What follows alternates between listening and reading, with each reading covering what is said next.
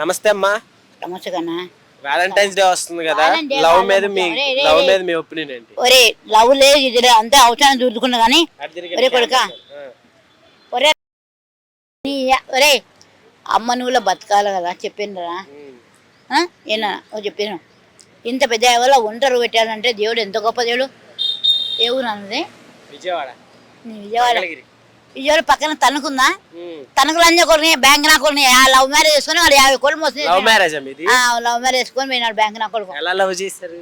ఎలా నవ్వంగా పెట్టి ఒరే ప్రశాంత్ పార్క్ వచ్చాను. రే ఎప్పుడు ఎన్ని సంవత్సరాలు లవ్ మీది? ఉప్పలో డ్యూటీ చేసి ఆటో డ్రైవింగ్ చేసేటప్పుడు మా సీఏ లవ్ పుట్టిందా? అట్లా ఏం లేదా, నాకు ఆల్రెడీ పెళ్ళి అయిపోయింది. ఒక కొడుకు పుట్టినాక ఇక్కడికి వచ్చినప్పుడు జాబ్ చేస్తున్నప్పుడు మా ఉప్పలో లైన్ వేసాడా? అంత లేదు, వాడే బ్యాంకులో ఉరకాలు కూర్చొని చదువుతున్నాను ఇన్ఫాన్తున్నాను. అతనెవరో నాకు తెలియక బాగున్నాడు, మంచిగా ఉన్నాడు. అంత అనుకో అబ్బాయి కూడా కృష్ణ అబ్బాయే, వాళ్ళ నాన్న మిలిటరీ అతను. వాళ్ళు వచ్చి పక్కన కూర్చున్నాడు. ఆయమ్మా బాగున్నా. పేరేంటి? ఆడి పేరేంటి? వాడా మర్యాద మాట. సార్ పేరేంటి? సార్ పేరేంటి మీకు? సంతోష్. సంతోష్ సంకనాడా? ఎందుకని? 5 ఏళ్ళు కమలు చేసి వాడు నా మంచిగా ఉన్నా, నాతో ఉన్నప్పుడు అందరూ మంచిగా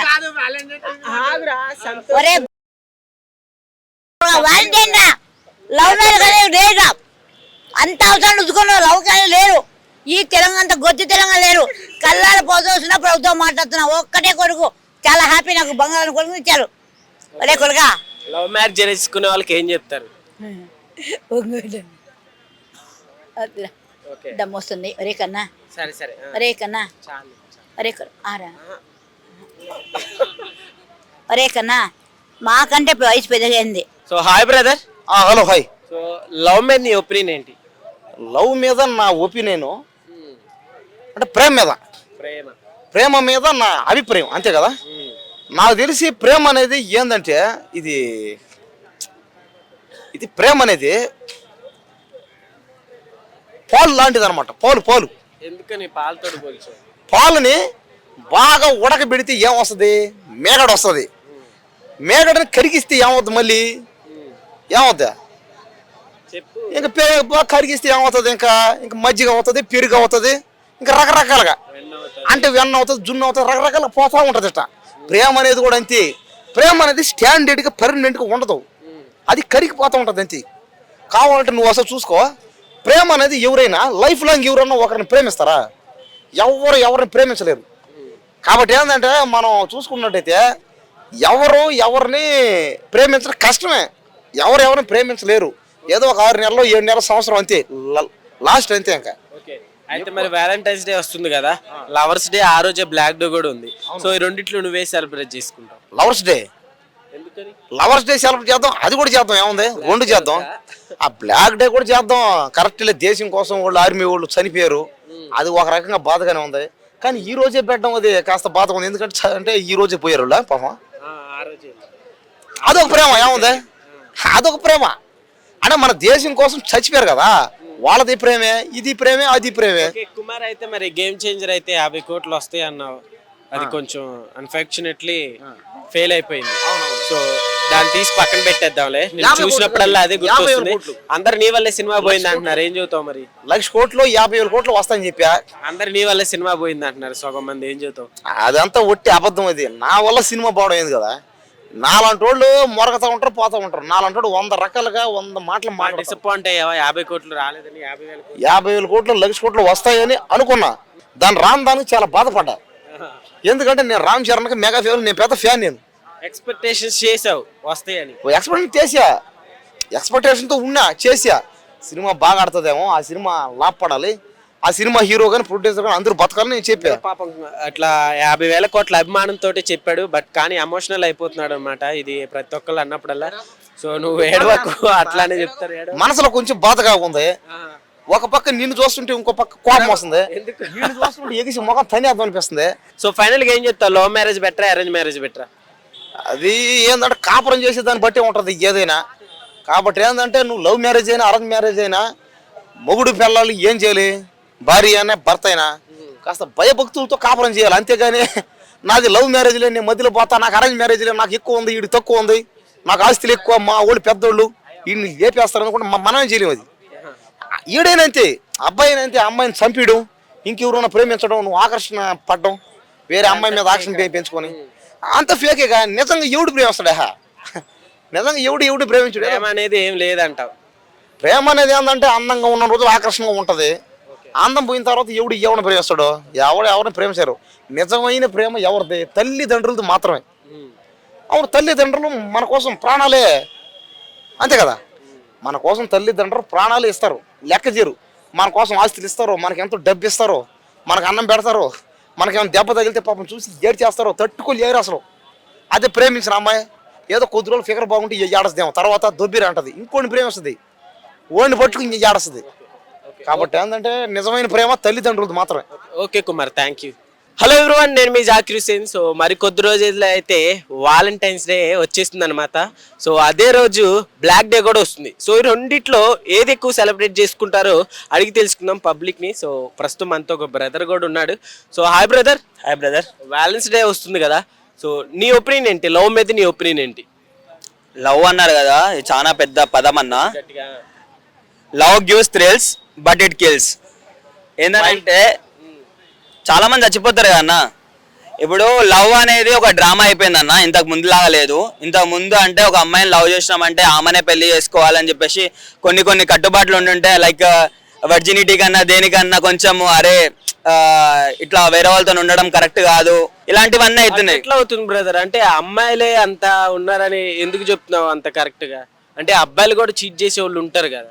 అబ్బాయిలు ఒక 10% చీటింగ్ చేసే వాళ్ళు ఉంటారేమో అన్న, కానీ అమ్మాయిలు 90% చీటింగ్ చేసే వాళ్ళు ఉండరు. సో అక్కడ మనం రేషియో చూసుకుంటే అమ్మాయిలకు ఎక్కువ ఉంది.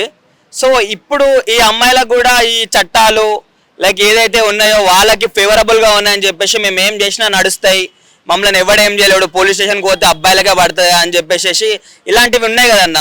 సో వీళ్ళని ఇది అడ్వాంటేజ్గా తీసుకొని లైక్ అబ్బాయిలని లైక్ మోసాలు చేయడం అయినా ఏ చేయడం అయినా జరుగుతుంది. ఎందుకు ఎవడు వెళ్ళినా సరే పోలీస్ స్టేషన్ దాకా వెళ్తే ఏయ్ అమ్మాయిదే నెగ్గుతుంది, అబ్బాయిది నెగ్గదు అని చెప్పేసి ఇలాంటి మాటలు మాట్లాడతారు కదన్నా. సో చట్టం కూడా వీళ్ళకి కొంచెం ఫేవరబుల్ అయిపోయి అడ్వాంటేజ్ ఇస్తారు అని చెప్పేసి నా ఒపీనియన్ అన్నది.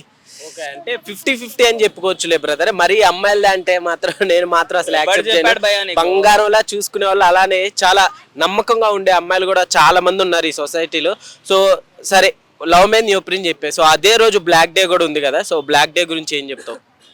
బ్రో, వ్యాలంటైన్స్ డే జరుపుకోకుండా బ్లాక్ డే జరుపుకోవడం చాలా బెస్ట్. ఎందుకనంటే ఒక ఆర్మీ వానికి పుట్టినప్పటి నుంచి నేను ఆర్మీ కావాలని చెప్పేసి ఒక గోల్ ఉంటుంది, ఆ గోల్ ప్రకారం వెళ్తాడు. చావడానికి వెళ్తున్నాను తెలుసు, దేశాన్ని కాపాడాలి, మన ప్రాణాలు పోయినా ఏం కాదని చెప్పేసి పిల్లల్ని వదిలేసి వెళ్ళిపోతాడు. అంతగానం సాక్రిఫైస్ చేసి ఆఖరికి ప్రాణం పోతున్నా సరే జై భారత్ మేరా భారత్ మహానే అని చెప్పేసి అట్లాంటి వాళ్ళ గురించి ఆలోచించాలి వ్యాలంటైన్స్ డే గురించి. అంతేగాని ఈ దిక్కుమాలిన ప్రేమ గురించి ఆలోచించేసి అంతమంది పెద్ద పెద్ద సోల్జర్స్ చనిపోతారు. ఎందుకు? వాళ్ళకి ఏమన్నా బలిసా? మన దేశం గురించే కదా.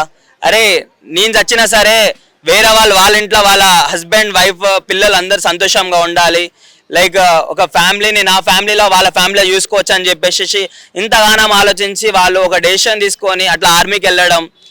దీని గురించి ఆలోచించుకోకుండా మనం వ్యాలంటైన్స్ డే పిల్లని పక్కన ఉంటే ఎవరికైనా పిల్ల పక్కన ఉంటే అరే నా ప్రపంచమే నా పక్కన ఉంది అనుకుంటాడు. కానీ ఆర్మీ గురించి లైక్ వాళ్ళ దేవుళ్ళు అన్న, మనకు కనిపించిన దేవుళ్ళు వేరు, కనిపించే దేవుళ్ళు ఆర్మీ అన్న.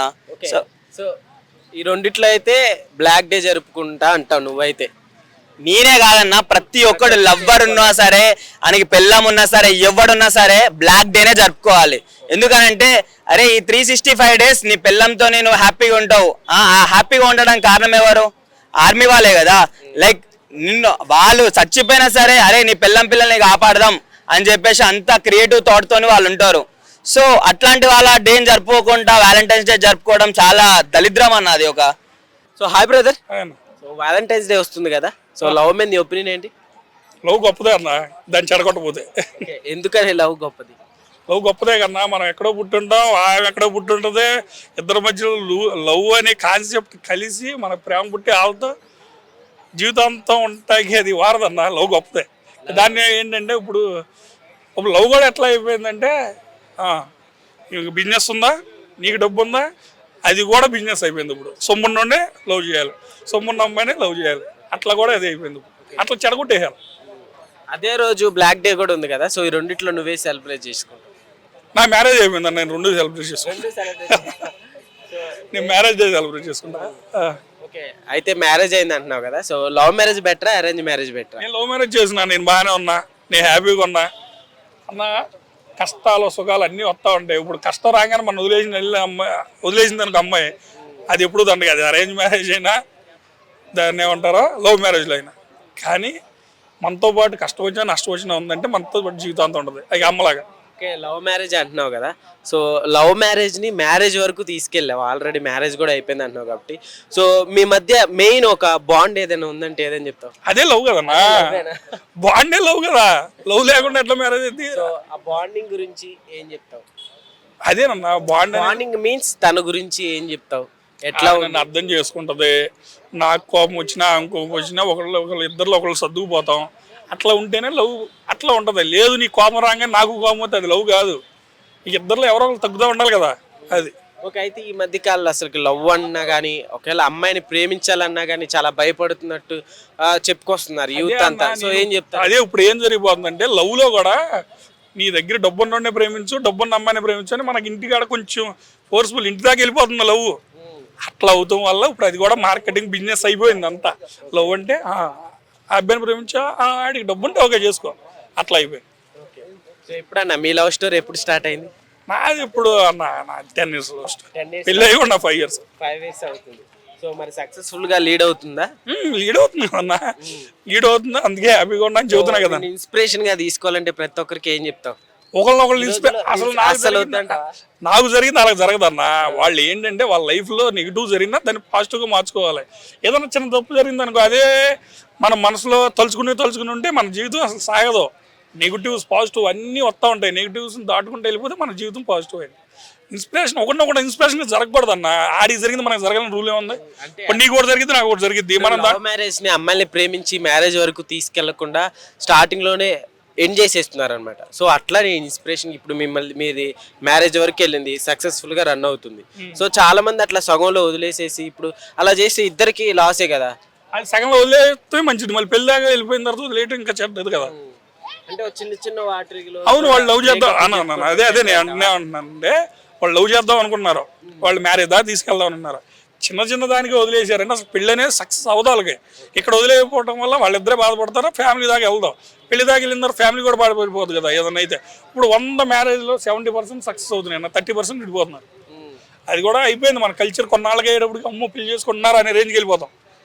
పెళ్లి చేసుకోవట్లేదు, పెళ్లి చేసుకుని ఉండట్లేదు. ఏంటంటే ఇప్పుడు అంత ఇదైపోయింది అన్న. ఇద్దరు సంపాదిస్తున్నారు, నువ్వు ఎక్కువ సంపాదిస్తున్నావు, నేను ఎక్కువ సంపాదిస్తున్నాను, అంత ఇది అయిపోయింది కదా.